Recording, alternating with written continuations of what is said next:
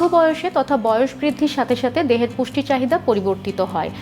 আমাদের টিস্যুগুলা ক্ষতিগ্রস্ত হচ্ছে এবং এই ক্ষতিগ্রস্ত টিস্যুগুলি মেরামতের জন্য কিন্তু সঠিক পুষ্টি প্রয়োজন। এছাড়া বয়স বৃদ্ধির সাথে সাথে হজম শক্তি কমে যায়, অনেক ক্ষেত্রে অরুচি চলে আসে খাবারে, পাশাপাশি নানা রকম ওষুধের প্রভাব তো থাকছেই। এছাড়া স্বাস্থ্য পুষ্টির উপর প্রভাব ফেলে এরকম আরও অনেক বিষয় আছে, যেমন দাঁত হারানো। সাধারণত ৭০ বছর বয়সে পৌঁছানোর সাথে সাথে ২৮% পুরুষ এবং ৩৮% নারী দাঁত হারিয়ে ফেলেন, যার ফলে কিন্তু তাদের খাবার খেতে অসুবিধা হয়। এছাড়া অনেক ক্ষেত্রে দেখা যায় যে পরিবারে বয়োজ্যেষ্ঠ যে মানুষটি আছেন উনি হয়তোবা নিজের প্রয়োজন বা চাহিদা সবাইকে ভালোভাবে বুঝিয়ে বলতে পারছেন না। এক গবেষণায় এসেছে যে এ ধরনের বয়স্ক ব্যক্তিরা সাধারণত 40% কম খাবার গ্রহণ করে থাকে, যার ফলে তাদের বডির মধ্যে তৈরি হয় নানান ধরনের প্রোটিন ডেফিসিয়েন্সি, ভিটামিন ডেফিসিয়েন্সি বা মিনারেল ডেফিসিয়েন্সি। অর্থাৎ বোঝাই যাচ্ছে যে পরিবারের বয়স্ক মানুষটির সুস্বাস্থ্য ও পুষ্টি নিশ্চিতকরণে একটু এক্সট্রা কেয়ার অবশ্যই দরকার।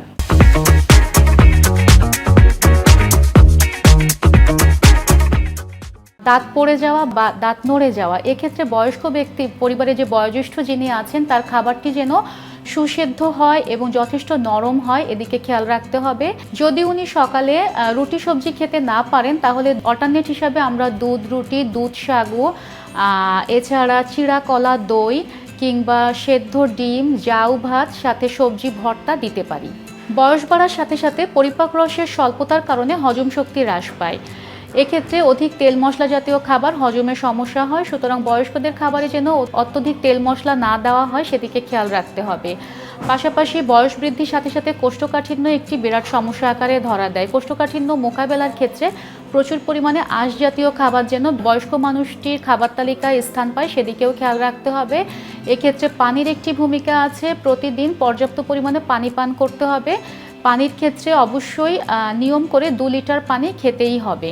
আর এই পানিটি কিন্তু কিডনি কার্যকর রাখতে সাহায্য করে, পাশাপাশি বডি থেকে ক্ষতিকর দূষিত বর্জ্য বের করে দিতেও অনেকাংশে হেল্প করে। আমার রেগুলার প্র্যাকটিসে দেখেছি অনেক সময় অনেক বয়স্ক ব্যক্তি স্বাদ ও খাবারে রুচি হচ্ছে না দেখে খাবার খেতে চাচ্ছেন না বলে গো ধরে বসে থাকেন। এক্ষেত্রে তার কি হচ্ছে, তার বডির ওজন কমছে, সাথে সাথে ভিটামিন মিনারেল ঘাটতি দেখা দিচ্ছে। এসব ক্ষেত্রে সাধারণত পরিবারে যে ছোট শিশুটি থাকছে তার খাবারে আমরা যেমন বৈচিত্র্যতা আনতে সর্বদা ব্যস্ত থাকি, ঠিক অনুরূপভাবে বয়স্ক ব্যক্তিটির খাবারেও যেন বৈচিত্র্যটা আনা যায় সেদিকে খেয়াল রাখতে হবে। এক্ষেত্রে আমরা বিভিন্ন ধরনের ভেষজ বা মশলা ব্যবহার করা যেতে পারে, যেগুলি কিন্তু খাবারে বৈচিত্র্যতা ফিরিয়ে আনতে অনেকাংশে হেল্প করবে, পাশাপাশি ভিটামিন বা মিনারেল ঘাটতি পূরণেও সাহায্য করে। অনেক সময় অনেক বয়স্ক ব্যক্তির বিভিন্ন রোগে আক্রান্ত থাকার কারণে অনেক খাবারে বিধিনিষেধ থাকে। এক্ষেত্রে খুব ভালোভাবে জেনে নিতে হবে যে তার ক্ষেত্রে ঠিক কোন কোন খাবার খাওয়া বারণ আছে।